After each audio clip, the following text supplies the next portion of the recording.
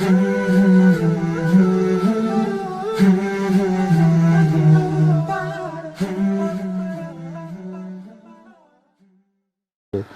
kebetulan malam hari ini saya ngobrol lagi sama sahabat saya, seorang motivator dari dari PIS apa namanya, beliau ini yang sudah pernah menjadi bintang tamu kita. Apa itu kemarin kita sudah pernah membahas PIS itu tentang bagaimana mengubah spiritual, terus kemudian kita bisa merubah energi kita menjadi lebih positif. Dan memang pada malam hari ini kita ngobrol lagi sama beliau dan kebetulan udah ready nih beliau nih, namanya Mas Didi Mahdani. Oke. Nah, ini udah masuk lagi. Nah, ini kan ganteng kan kalau kayak begini. Luar biasa. Salam semangat, Mas Didi. Assalamualaikum warahmatullahi wabarakatuh, Mas Roni Armes. Apa Waalaikumsalam kabar? warahmatullahi wabarakatuh. Kabarnya selalu kita ceria. Jadi di masa pandemi ini memang kita harus menularkan aura-aura keceriaan, aura-aura kebahagiaan supaya kita itu apa namanya, badan kita selalu sehat, pikiran kita selalu bahagia. Itu kan obat yang paling mujarab. Benar ya Mas Didi? Iya, sangat betul sekali. Mengeluarkan endorfin kebahagiaan itu bisa menghalau segala penyakit. Setuju nggak Mas Didi? Iya, setuju sekali. Ada Iya, penelitiannya iya, loh. iya. Oh, gimana penelitiannya Mas Didi? Ya, penelitiannya adalah, Hmm. saya akan mulai dengan penelitiannya. Asik nih. Penelitiannya Asik. adalah 1 menit tersenyum itu sama dengan 45 menit olahraga. Judulnya itu Satu ya. menit. Hmm. 1 menit senyum sama dengan Hmm. 45 menit olahraga. Sehingga Hmm. orang yang gampang tersenyum dalam Hmm. keadaan Hmm. apapun, atau setidaknya orang yang pandai memanage emosinya, sehingga dia masih tetap tersenyum dalam kondisi yang dia tertekan, setidaknya dia mampu mengeluarkan hormon endorfin atau hormon Ya. kebahagiaan. Sering kita dengar. Ada 11 manfaat ketika kita ini mudah tersenyum. 11 manfaat itu adalah, 1, berhubungan dengan kesehatan fisik kita. Karena di sana itu akan, 1, menurunkan stres, melancarkan peredaran darah. Darah sirkulasi darah dari otot kita itu akan lebih lancar ketika mengalir. Yang ketiga adalah mengurangi resiko sakit jantung. Resiko sakit jantung ini akan mudah didapati oleh orang-orang yang susah tersenyum. Yang kelima, obat penenang alami. Jadi senyum itu sebetulnya alami sekali dalam menenangkan diri kita sendiri. Yang keenam, memijat paru-paru dan jantung. Karena sirkulasi udara itu lancar, maka paru-paru dan jantung ini bekerjanya stabil dan normal. Yang ketujuh kalau nggak salah itu meningkatkan kadar O2 dalam tubuh. Dalam darah maksudnya ya, karena darah kita ini kan ada O2-nya. Sampai 11 ya manfaatnya gitu ya. Iya. Terus mengkonstruksikan 80 titik saraf. Wah, 80 titik saraf. Mengkonstruksi itu kan menggerakkan kan. Betul. Yang ke-9 itu adalah melemaskan otot. Oh, melemaskan otot. Yang ke-10 meringankan konstipasi. Konstipasi itu kerileksan gitu ya, rileks gitu kan. Yang ke-11 menurunkan tekanan darah. Nah, 11 dampak itu adalah dampak yang diakibatkan ketika kita mudah tersenyum. Kenapa mudah tersenyum? Karena di sana ada hormon endorfin yang terproduksi ketika kita dalam kondisi Mas yang Didi, happy. Iya. Oh, happy. Tapi Mas Didi, kan banyak orang yang di wajahnya itu tersenyum, tapi hatinya menangis. Hmm. Kayak sahabat saya nih, salah satu founder Dimulai Aja Dulu itu sering banget senyum. Tapi saya tahu Iya, bahwa dalam hatinya selalu menangis, Mas Fauzi itu. iya, Ya kan Mas begitu. Fauzi. Itu gimana Mas? Gimana kabar Gimana? Mas Fauzi Sama ya? aja. Sama aja dong, wajahnya senyum tapi hati menangis itu. Jadi ada istilah itu ya, istilahnya Eh, Garuda. apa itu Garuda? Gagah di luar, remuk di dalam. Ambiar di dalam. Tapi saya setuju nih dengan apa namanya statement dari Mas Didi karena beberapa kita lihat ada beberapa eh, perkataan dari para pakar penelitian-penelitian itu bahwa untuk ini nih berbahagia aja karena itu adalah stimulan supaya daya tahan tubuh kamu meningkat. Itu adalah stimulan bagaimana. Terus ada orang juga bilang beberapa bahwa kebanyakan orang sakit itu adalah sebagian besar karena datang dari pikiran. Kan Hmm, gitu. Banyak orang iya. stroke atau apa. Lawannya dengan bahagia itu. Jadi pola manage. Saya masih mikir-mikir itu. Banyak orang-orang pintar ngobrol gitu dan mereka sudah melakukan penelitian mau nggak mau kan saya harus percaya karena mereka kan lebih pintar dari saya kan ibaratnya gitu. Jadi kalau menurut Mas Didi kekuatan pikiran itu sangat-sangat worth it, emang sangat-sangat berlaku ya, gitu ya Mas Hmm, Didi ya. iya, betul sekali, Mas. Hmm, Saya punya cerita pengalaman hmm, ketika tahun kemarin hmm, saya kebetulan dikasih kepercayaan oleh futsal nasional, tim futsal nasional, hmm, hmm, untuk mendampingi head coach menjadi pelatih mental. Gitu ya. Setelah saya analisa, saya amati, itu kemampuan teknis seorang atlet itu akan sampai pada peak performanya. Jadi tingkat keahlian hmm, puncaknya ketika dia mampu mengendalikan emosi-emosi dalam dirinya. hmm, hmm, Emosi-emosi dalam diri kita ini kan ada dua sebetulnya kan. hmm, Emosi positif dan emosi negatif. Kalau emosi ini hmm, positif pasti dampaknya baik dalam meningkatkan performa puncak seorang atlet. Namun persoalannya adalah hmm, pada emosi negatif. hmm, Seringnya terjadi seorang atlet yang belum sampai pada pertandingan sesungguhnya ketika mereka hmm, melakukan latihan-latihan, baik itu hmm. latihan fisik ataupun latihan strategi, Oke. keahliannya bagus. Keahliannya bagus. Tetapi ternyata dalam pertandingan sesungguhnya mereka menunjukkan penampilan yang kurang bagus. Hmm, Nah, apa ini?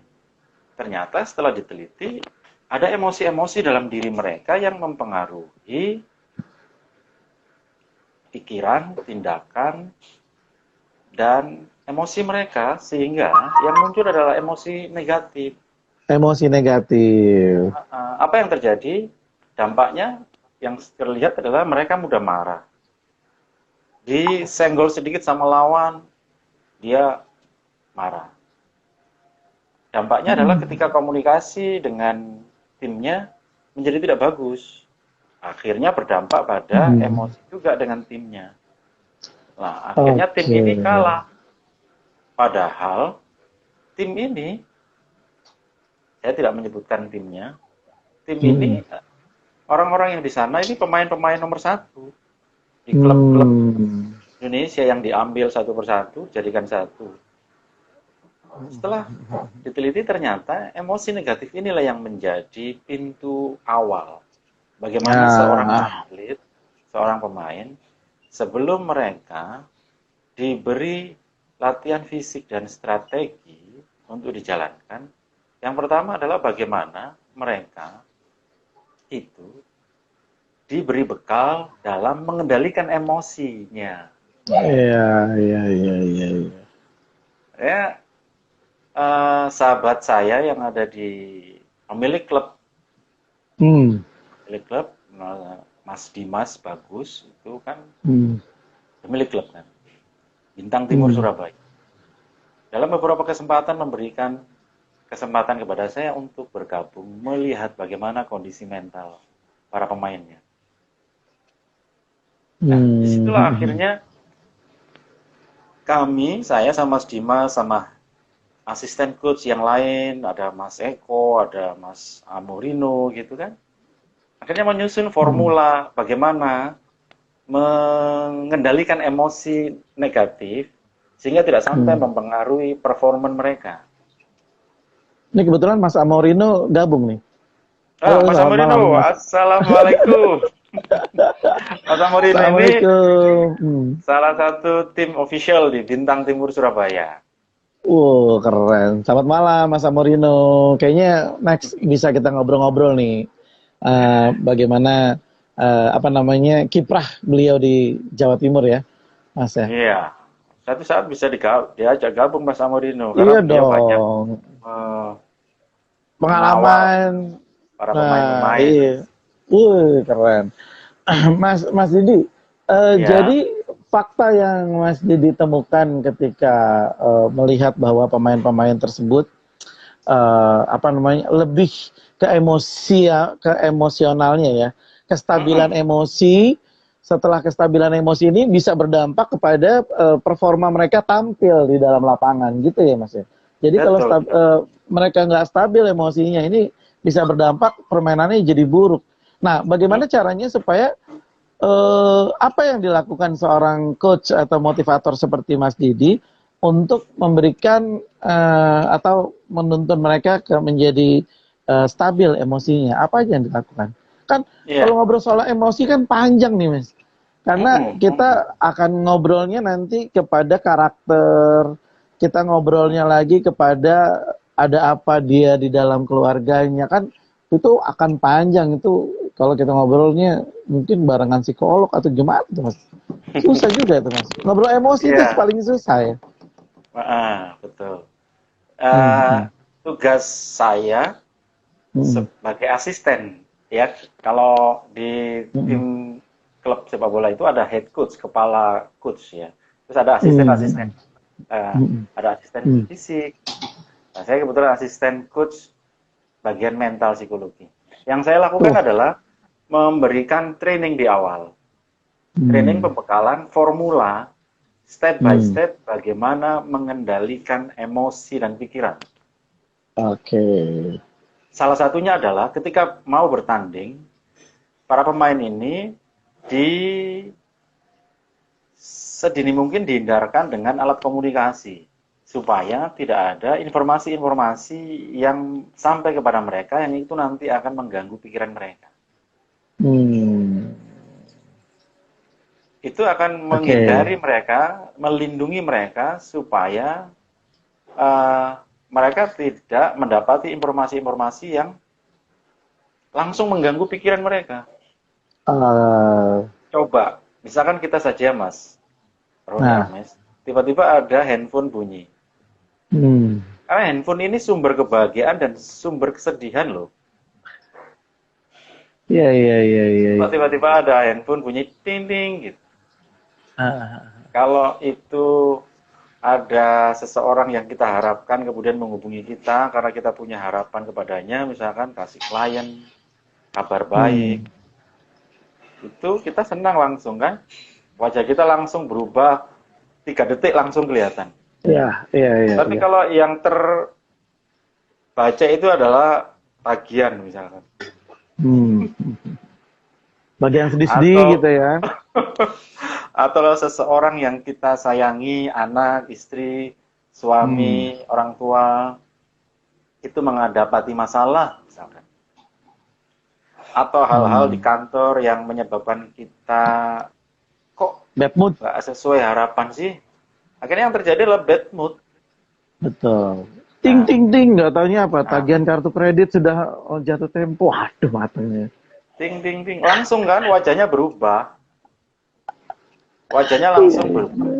Bagi beberapa orang yang bertipe, saya kayaknya sudah menyampaikan ya, tipe PI, ES, tipe PI itu responnya terhadap stimulus yang di luar dirinya itu langsung kelihatan wajahnya. Iya, langsung Langsung wajahnya keluar. kelihatan, senangnya langsung spontan, sedihnya langsung spontan. Seperti yang tadi disampaikan founder kita, Mas siapa Mas Roni? Mas Roni Fauzi. Pandai tersenyum dalam derita. Iya betul banget. Bibir tersenyum, hati tercabik-cabik kalau dia bahasa. Nah, sehingga bagaimana sekarang topik kita arahkan, kita pandai mengendalikan emosi-emosi negatif. Karena emosi negatif itu berdasarkan penelitian medis, dia itu akan bisa mengeluarkan hormon yang merusak. Hormon-hormon ketika kita dalam kondisi emosi negatif adalah hormon-hormon yang menyebabkan kelenjar adrenal dalam tubuh kita ini memproduksi adrenalin dan stres. Ini berbeda dengan endorfin ya. Kalau hormon endorfin ini punya efek ketenangan. Hormon itu adalah hormon kortisol. Ini istilah medis.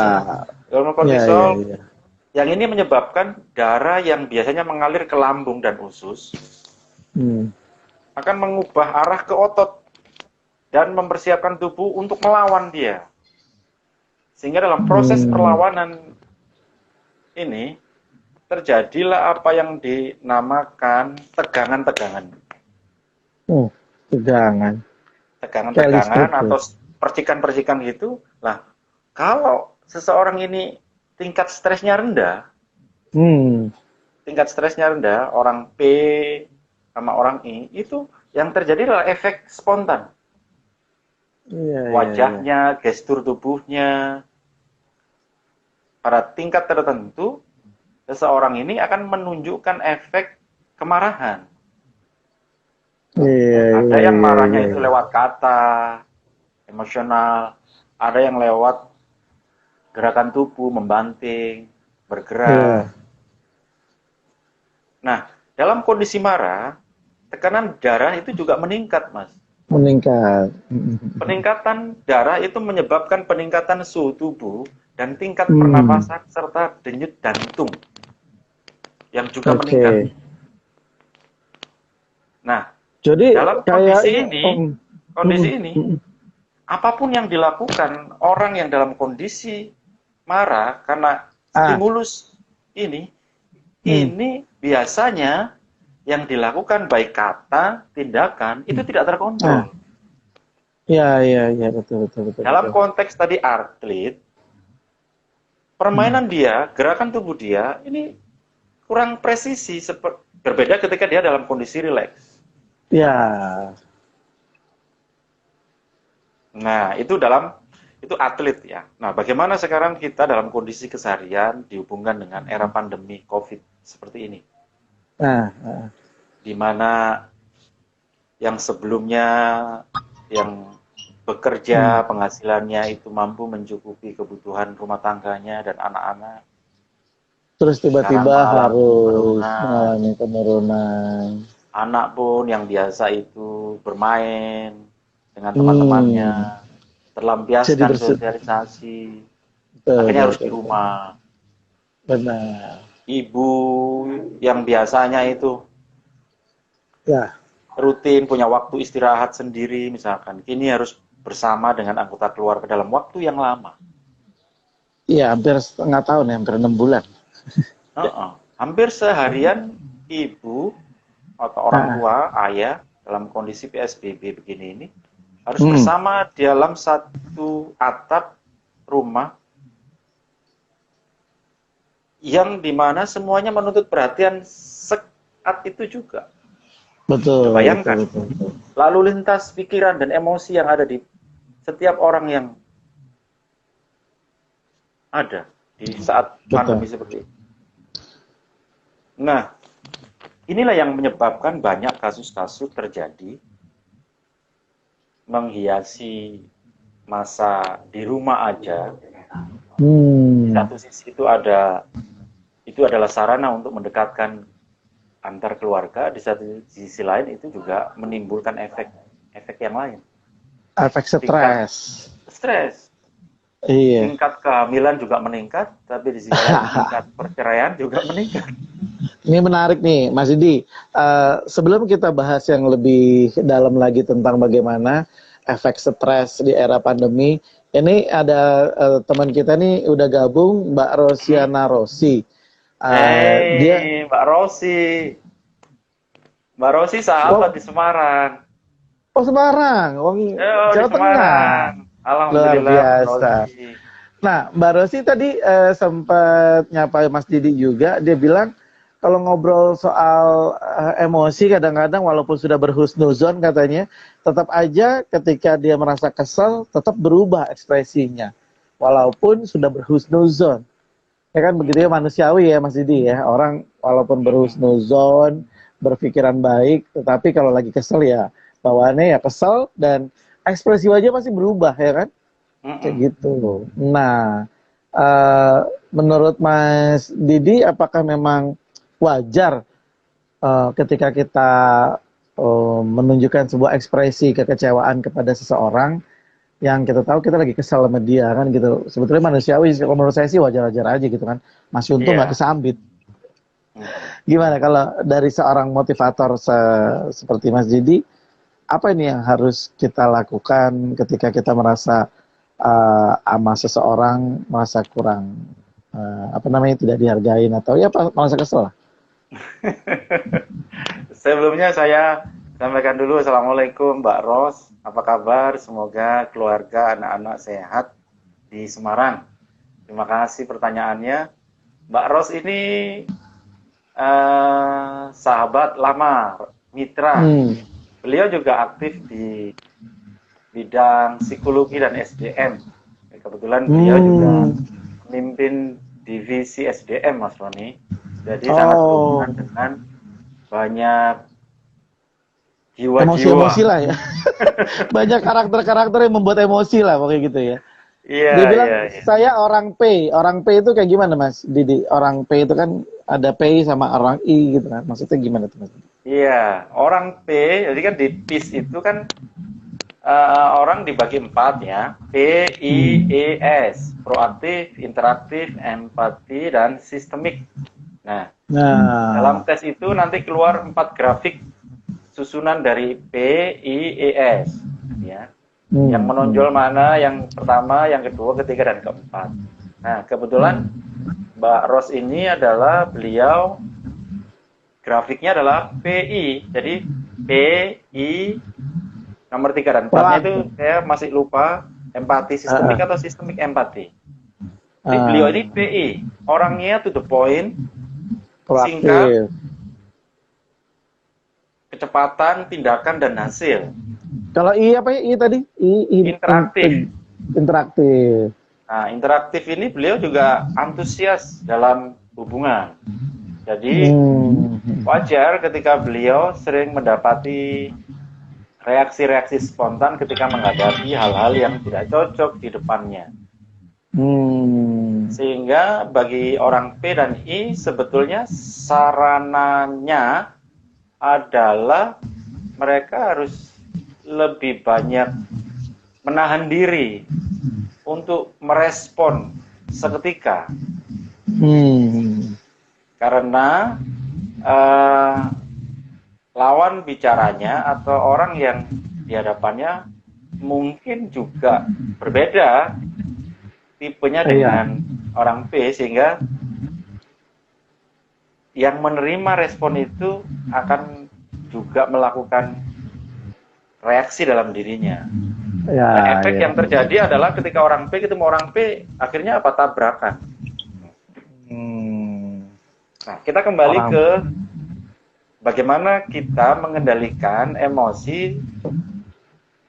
emosi supaya aktivitas kita sehari-hari itu banyak diwarnai emosi positif, gitu kan? Iya.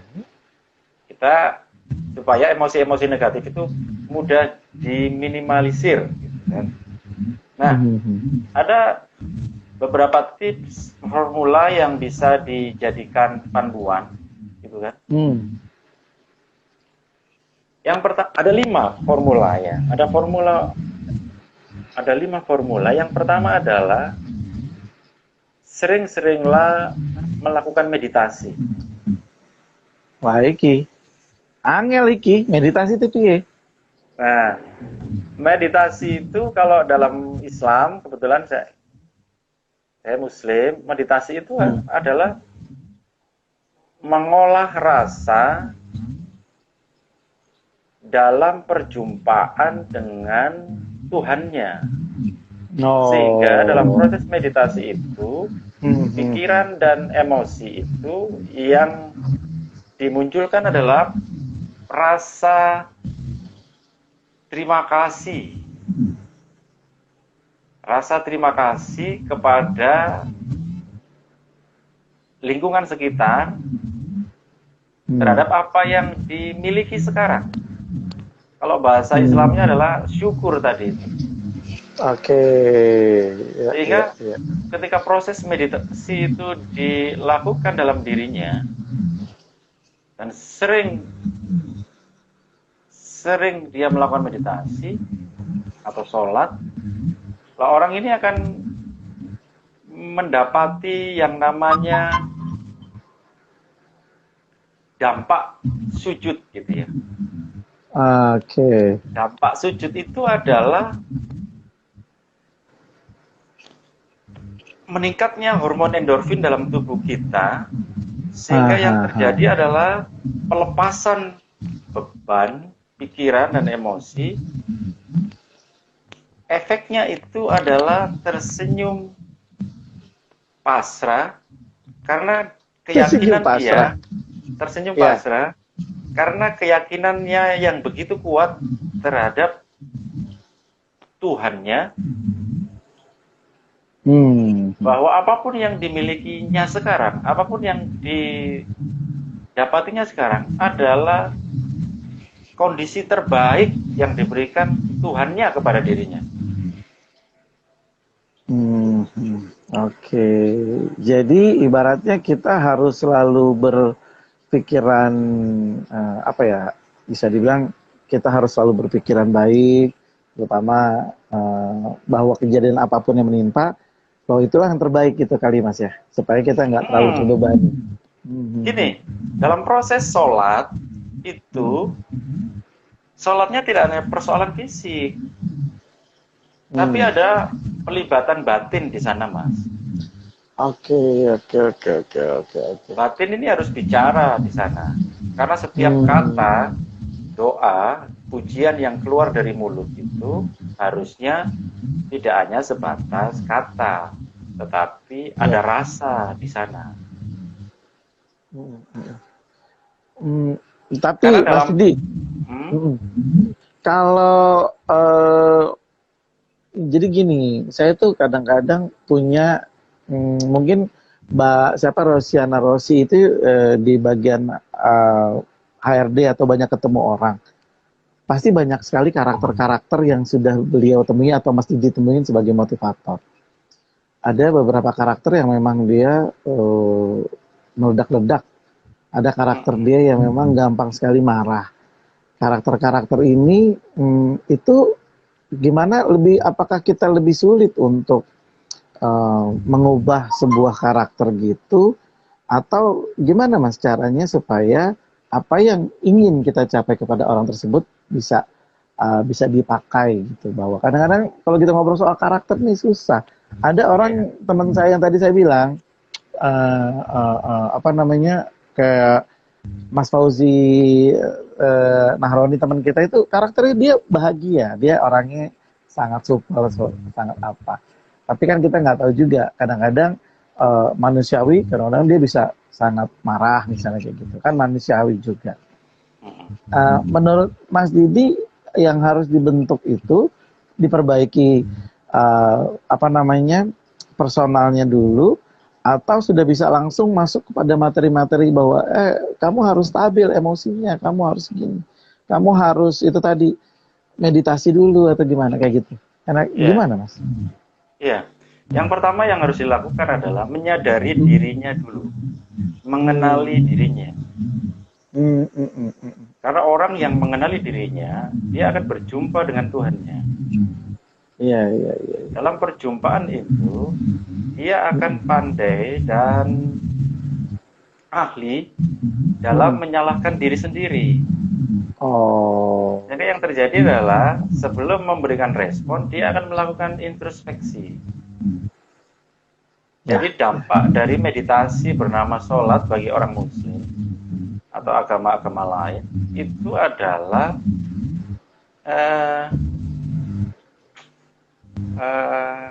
pekanya perasaannya dia, pekanya perasaan dia terhadap kesalahan-kesalahan diri. Contoh kecil begini, kok aku begitu ya tadi, kok aku begitu ya tadi, nyesel ya, kok aku begitu ya tadi. Itu adalah dampak dari meditasinya, dampak dari sholatnya itu. Nah, bagaimana orang yang sering sholat, sering meditasi, tetapi kok sering juga emosi? Nah, berarti ada batin yang kurang terlibat dalam proses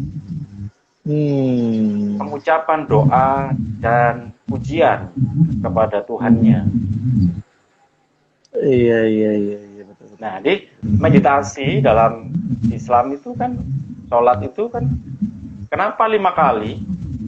Itu menunjukkan, Allah sedang menunjukkan kepada kita bahwa betapa rentannya emosi manusia dalam 24 jam perjalanannya dia, sehingga dia harus sering melakukan komunikasi dengan Tuhannya. Jadi ini bisa dipakai di segala kondisi sebetulnya, Mas Didi ya, bahwa ketika kita merasa putus asa di era pandemi ini, sebetulnya ada langkah-langkah yang bisa dilakukan. Yang pertama, tadi Mas Didi bilang, coba deh langkah A yaitu meditasi, atau kalau kamu muslim ya sholat, atau kamu beragama di luar muslim berdoa atau meditasi yang tadi ya. Yang kedua apa itu, Mas Didi? Ya, yang kedua tadi kayaknya Mbak Ros juga sebutkan tadi ya. Tuliskan perasaan ketika terjadi kesalahan. Tuliskan perasaan ketika terjadi kesalahan. Ya, sebagian orang mungkin mengalami perasaan yang saling bertentangan dan rumit ya. Perasaan yang campur aduk itu begitu melelahkan, meletihkan dan membingungkan, sehingga kita ini perlu yang namanya pelampiasan rasa. Salah satu pelampiasan rasa adalah menuliskan perasaan. Self talk itu ya, kalau kata Mbak Rosi bilang self talk. Self talk. Berbicara kepada diri sendiri dan tuliskan bagaimana perasaanmu. Kayak buku dari mulai SMP kan diajarin pakai buku Dear Diary gitu kan. Bukan ya, kalau itu cerita ya, curhat. Self talk ya, self talk. Self talk. Terbiasalah untuk self talk dengan diri sendiri. Self talk itu pengertiannya tidak harus dengan secari kertas, ada ballpoint terus menulis, enggak. Bicara saja dengan diri Anda sendiri, kenapa tadi seperti itu. Nah, orang-orang yang terbiasa untuk self talk biasanya dalam kondisi batin yang tenang. Iya. Sehingga ketika dia melakukan self talk, apa yang terjadi adalah penundaan respon. Penundaan respon. Sehingga ketika menunda respon itu, yang terjadi adalah tidak adanya dampak dari tindakan yang kita lakukan. Sehingga orang di sekitar kita bisa merasakan itu atau tidak berefek selanjutnya. Berarti yang pertama, yang ketiga apa Mas? Yang ketiga adalah, nah ini yang sering kita dengar, positive thinking. Positive thinking ini mudah sekali diucapkan, tetapi sering diabaikan. seringnya kita positive thinkingnya itu setelah kita memberikan respon. Oke. Ada runtutan tadi itu yang dikatakan yang nomor 2 adalah menuliskan perasaan, ada self talk. Nah, proses self talk ini adalah memberikan ruang kepada pikiran dan rasa untuk kita berpikir dulu. Berpikir dulu, oh apa ya, kenapa dia begitu, apa penyebabnya, kok seperti itu. Oke. Jadi tidak langsung melakukan penghakiman terhadap keadaan. Betul. Berarti udah berapa itu? 1, meditasi, self talk, positive thinking. Yang keempat. Yang keempat. Yang keempat ini adalah memaafkan. Forgiveness. Ya, begitu. Memaafkan ini, itu kepada orang. Ya, ini kalimat paling sering didengar tapi paling tidak mudah dilakukan.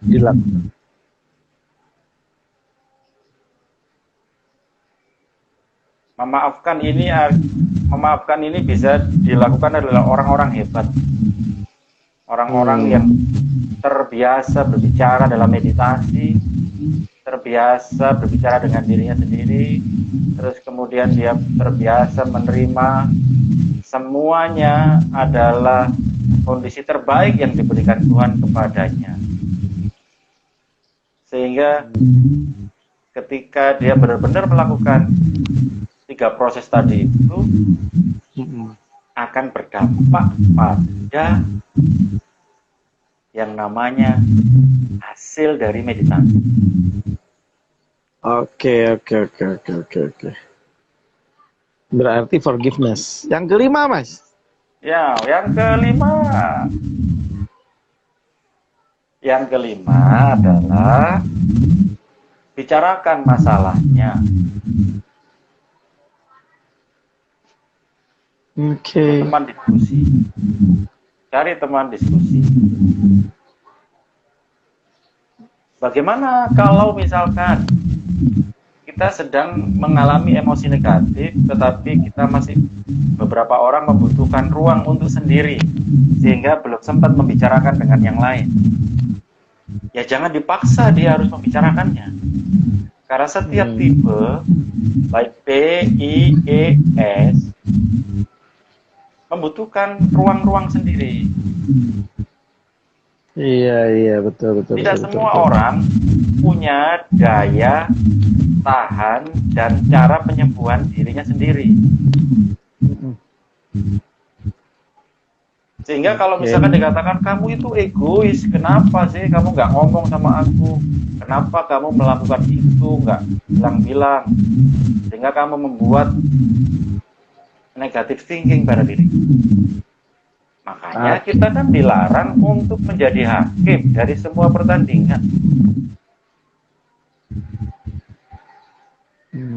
Jangan-jangan kalau misalkan kita sering mengatakan orang-orang itu egois, sebenarnya kita sendiri yang egois karena belum sempat mendengar, belum sempat mencari tahu penyebabnya. Oke. Coba diam dulu. Merenung.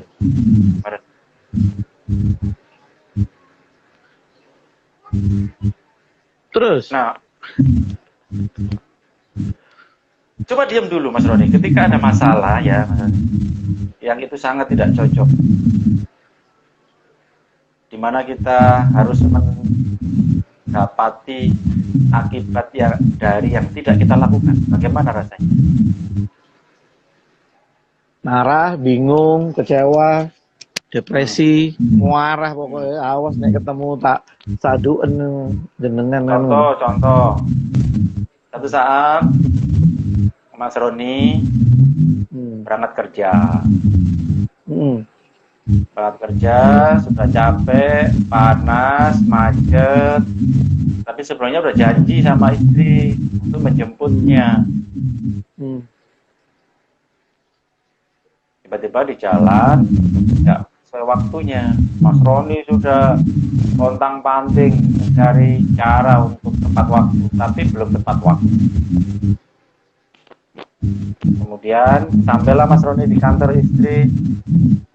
Istri wajahnya udah kelihatan dari jarak 10 meter. Pasang wajah terindah. Mas Roni udah deg-degan, ini pasti siap-siap dengan kalimat pamungkasnya. Nggak disiplin, nggak janji, ini, udah nunggu 1 jam, anak-anak gimana, Padahal Mas Roni udah begitu rupa. Sudah berusaha segitu rupa, tapi tetap aja terlambat. Oke. Ya itu tadi pasti marah, kecewa, terus kemudian apa namanya? Ya manusiawi sih Mas, bahwa gila lo gue udah capek-capek. Padahal Mas Roni tadi siang itu udah janji sama istri untuk mencari dana untuk membayar anak sekolah. Mas Roni mendatangi 2 temannya yang mau pinjam dana, tapi temennya kebetulan pas nggak ada di tempat, ada meeting mendadak. Oke, dia ngaku lagi si Mas Fauzi. Itu pengalaman gue katanya. Terus Mas. Mas Roni hampir waktu itu kecelakaan. Terus? Shock. Nggak kecelakaan tapi keserempet. Padahal itu dilakukan pada proses Mas Roni menghubungi teman-teman. Saking Anda cintanya kepada sang istri, langsung menancap gas menuju kantornya istri. Sampai sana malah dimarah-marahin Mas. Dimarah-marahin. Bahagia banget itu. Pertanyaannya, apakah Mas Roni juga langsung memarahi seketika itu? Enggak sih.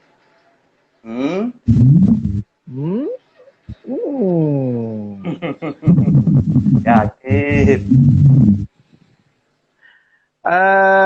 Seperti yang tadi saya bilang, mungkin kecewa pasti, udah capek-capek paling apa kayak gitu-gitu. Tapi kalau terjadi seperti itu di kejadian nyata pasti marah gitu Mas. Ya. Berarti kita akan ketemu dengan kata yang namanya depannya S, belakangnya R. Sabar. Oh, tak pikir sangar. Sangar. Bukan ya Mas. Kita akan ketemu yang namanya kata sabar. Nyata setelah direvisi, berkaca pada kasus yang terjadi. Pengertian dari sebuah peristiwa. Oke. Pengertian yang baik dari sebuah peristiwa. Sehingga kalau kita ingin menambahi kesabaran, maka tambahilah pengertian terhadap keadaan itu. Oke. Karena sabar itu adalah bukan kalimat yang begitu saja. Sabar ini sebetulnya adalah kalimat proses. Kalimat yang dihasilkan dari proses menambahi pengertian dari keadaan. Betul. Bahkan gini Mas Didi, saya itu dulu ketika baru keluar satu buku tentang bagaimana kita harus bersabar. Mungkin Mas Didi udah pernah baca kali ya, beberapa tahun lalu salah satu bukunya namanya La Tahzan kan, jangan marah itu kan. La Tahzan, jangan marah. Itu gila, saya baca bukunya bagus banget gitu, bahwa ternyata nggak perlu ada yang dikecewakan sebetulnya, dan kamu nggak perlu marah, bahwa kita itu ada hanya untuk bermain-main saja. Bagus banget di situ. Inti dari buku itu bagus sekali. Jadi saya pikir marah ini sangat bahaya ya Mas.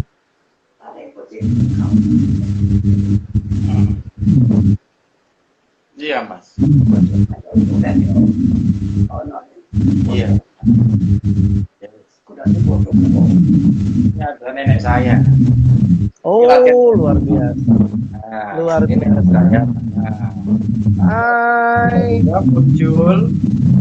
Nah, saya harus menambahi pengertian karena nenek saya, emak saya sudah 98 tahun. Subhanallah. Piye kabare, Mak? Pendengarannya berkurang.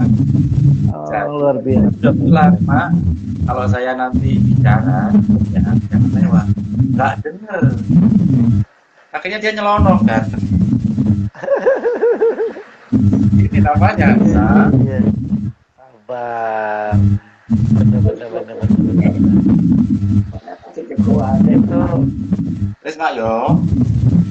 Aku ngomong, ya. Mana lu?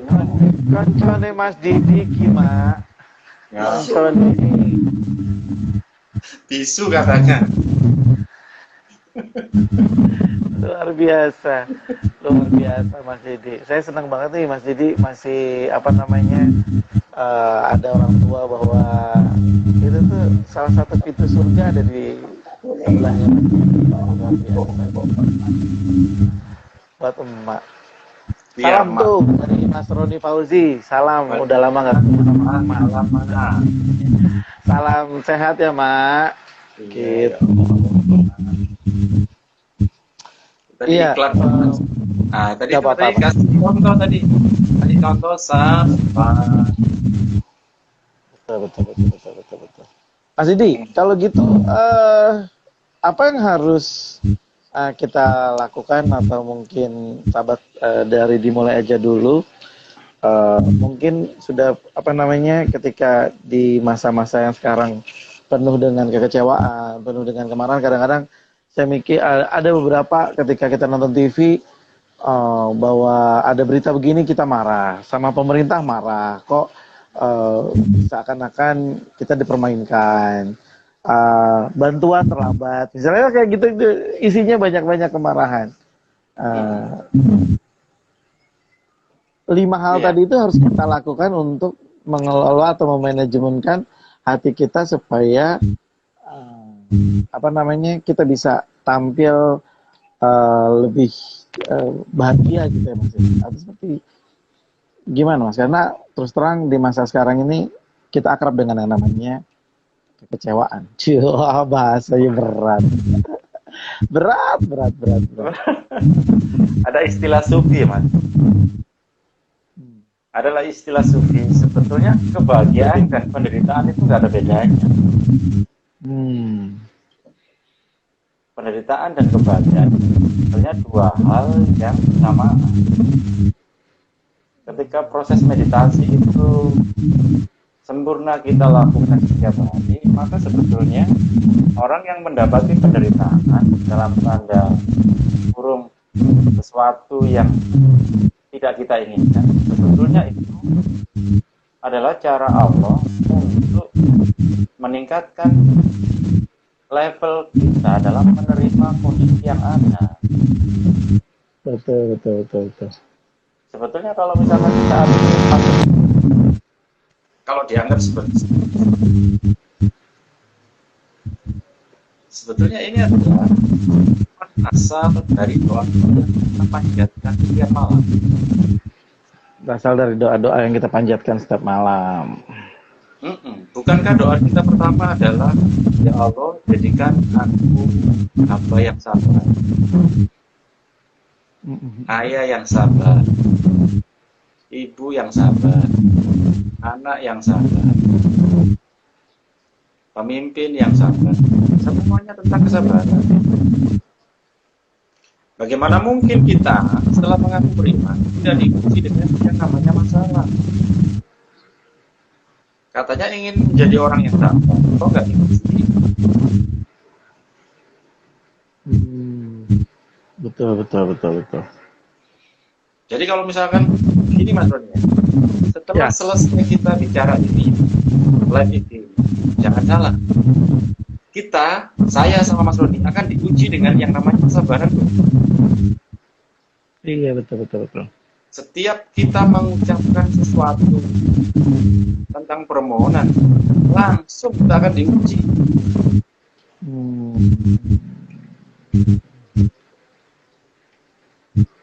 Nah, maka yuk di era pandemi ini, di hari Kamis ini, Kamis malam Jumat ini adalah malam yang ini adalah Kamis malam Jumat itu sudah masuk Jumat ya, bukan awal permulaan hari. Iya. Di mana doa-doa sampai kepada Allah.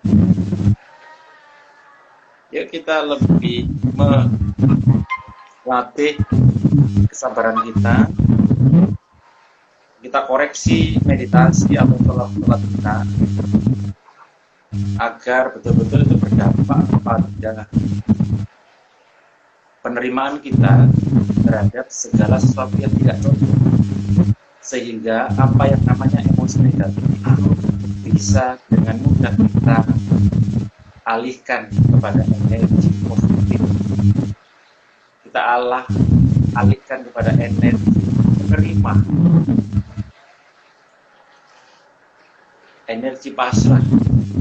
Energi pasrah. Karena pasrah itu berbeda dengan tidak berbuat apa-apa. Oke, betul. Pasrah adalah keadaan di mana kita sudah berbuat maksimal, hasilnya kita serahkan. Betul, luar biasa Mas Didi Mahdani. Saya tuh kalau yang ngomong Mas Didi tuh perasaan saya adem loh. Adem. Gitu ya, Mas? Mas. Aduh, jadi lupa ini tagihan-tagihan. Oke, Mas Didi, jadi yaitu kalau kita simpulkan pada malam hari ini dan juga sobat Didi mulai aja dulu bahwa permasalahan kita itu pasti banyak dan manusia itu diuji dengan sendiri-sendiri dengan ujiannya masing-masing. Dan yang pasti bahwa ujian tersebut tidak lebih besar dari ketahanan. Kita pasti diuji dengan kapasitas kita masing-masing. Itu sudah tersurat dalam Al-Quran dan sebagainya, ya kan, yang sudah kita percaya. Nah, jadi tinggal bagaimana caranya kita menghadapi itu ya Mas Didi ya, dengan mengontrol emosional yang kita punya, belajar bersabar, dan tadi cara-caranya kan udah masih dikasih step-stepnya tuh. Kasih, positive thinking, terus kemudian nah seperti itu, ada 5 memaafkan, walaupun berat tapi coba deh, mungkin itu salah satu yang membuat kita itu akhirnya menjadi ikhlas, tenang, dan akhirnya terpancar dari wajah berupa senyuman. Senyum, ya kan? Mas founder kita juga, Mas Roni Fauzi, ini kayaknya memang malam ini temanya spesial buat Mas Roni Fauzi. Senyum Mas, jangan nggak senyum-senyum, ngono ya. Aduh bahaya. Ini apa Mas? Saya punya, yuk kita saya kasih PR bersama ya, termasuk PR buat saya. Oh my God, Mas PR. Ya. Ini juga PR berat buat saya. Coba bayangkan 1-2 orang yang paling belum bisa Anda maafkan. Oke. Coba, ayo kita terpejam. Kita pilih 1-2 orang yang susah sekali kita maafkan. Ayo, 1, 2, 3, jam.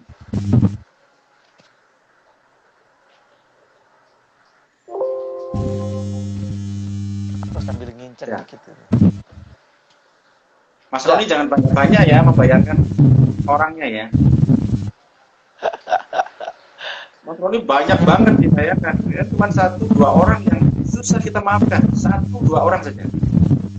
Masalahnya saya itu orangnya pemaaf Mas Didi. Jadi ketika saya merem itu, aku tuh nggak inget siapa-siapa karena aku pikir semua orang kesalahan itu pasti ketika nanti ketemu atau apa, wis gak ada kemarahan lagi.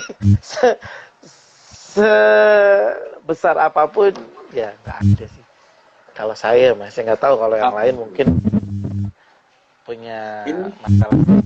Alhamdulillah kalau Mas Roni seperti itu, tapi ada banyak loh Mas Roni followernya dimulai ada dulu ya masih mendam merasa belum bisa memaafkan. Pasti pasti. Yuk, setelah kita menemukan satu dua bayangan orang, mari kita lakukan meditasi, sholat, libatkan batin kita dalam setiap kata, mulai dari Allah,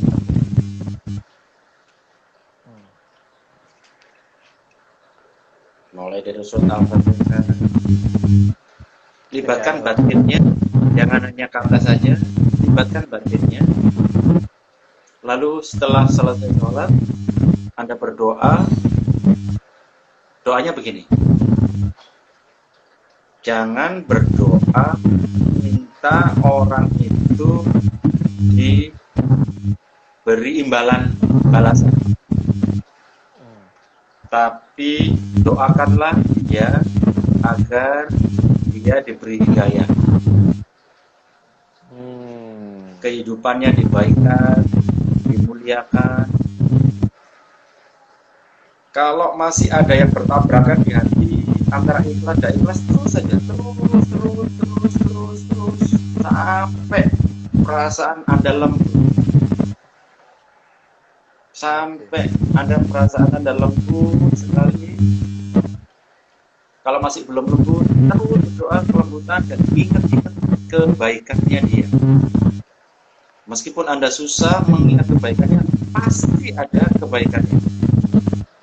Kalau belum ketemu kebaikannya, bayangkan dia adalah seorang manusia, seorang anak yang juga punya orang tua, yang orang tuanya mengasihi dia sejak kecil hingga besar sekarang. Lalu pelan-pelan Anda bayangkan bahwa dia sebetulnya adalah orang baik yang sedang tersiksa karena ketidaktahuannya atas sikapnya yang sudah membuat kita terluka.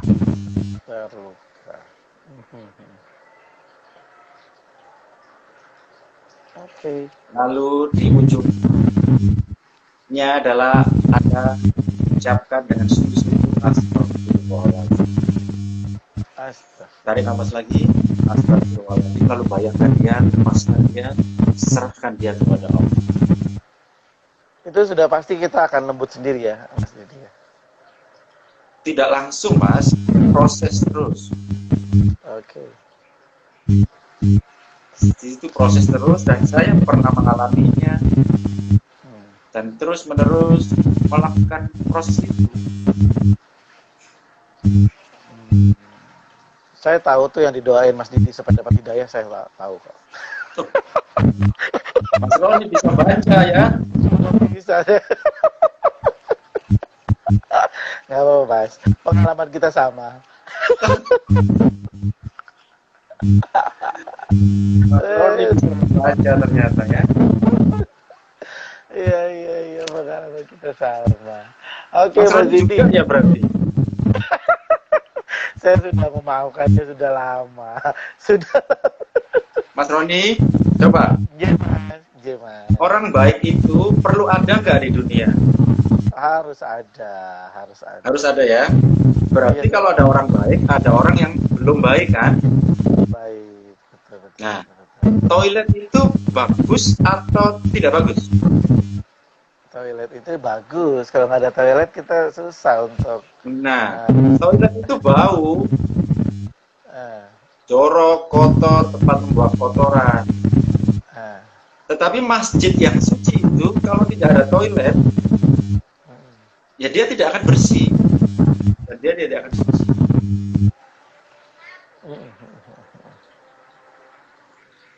Maka sebetulnya, yuk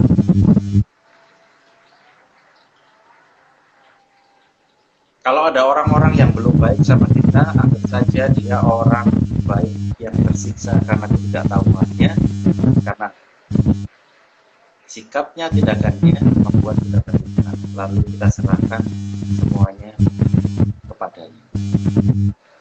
Mudah-mudahan dengan cara-cara seperti itu, dengan latihan terus-menerus, meditasi kita atau sholat kita akan berdampak pada senyum kita yang pasrah, karena kita yakin bahwa Allah selalu ada dalam diri kita dan diliputi dengan kerinduan akan kehidupan. Dengan begitu insya Allah masalah-masalah yang akan memunculkan emosi negatif dengan sendirinya akan terredamkan. Bahwa ternyata tidak ada kejadian di dunia ini yang tidak seizin Allah. Sehingga kita bisa menikmati apa yang namanya penderitaan, termasuk kita bisa menikmati apa yang namanya keberkahan dan super sekali, mantap. Oke, ini malam Jumat Mas Didi udah membuka pikiran kita bahwa harusnya hidup itu bisa kita lalui dengan bersabar, dan sudah dikasih tahu caranya, dan dengan cara memaafkan kita juga bisa, dan akhirnya feedbacknya ke kita sendiri ya Mas, ya, wajah kita jadi plong, tersenyum, dan lupakan semua masalah. Mantap. Mas Didi, dimulai aja dulu ini dari founder kita Mas Roni Fauzi, kayaknya ingin menjadikan Mas Didi itu mau tetap di setiap Kamis malam ya kalau nggak salah. Nanti selain saya nanti ada host juga, Mas Roni Fauzi nanti akan jadi host juga. Jadi kita bisa gantian gitu Mas. Kalau gitu kita sudah nggak terasa hampir sejam Mas Didi. Makasih banyak atas quotes-quotes dan juga nasihat-nasihatnya dari seorang motivator Mas Didi Madani. Semoga yang sudah join pada malam hari ini dan juga nanti ketika kita upload di IGTV, semoga obrolan kita malam hari ini bisa ada manfaatnya dan diikutin. Kalau misalnya mempunyai efek yang positif, alhamdulillah kita jadi senang. Amin. Thank you banget Mas Didi atas waktunya sudah mengganggu malam hari ini. Kita ketemu lagi Kamis malam depan ya. Terima kasih Mas Roni Armes, terima kasih Mas Fauzi Roni, terima kasih.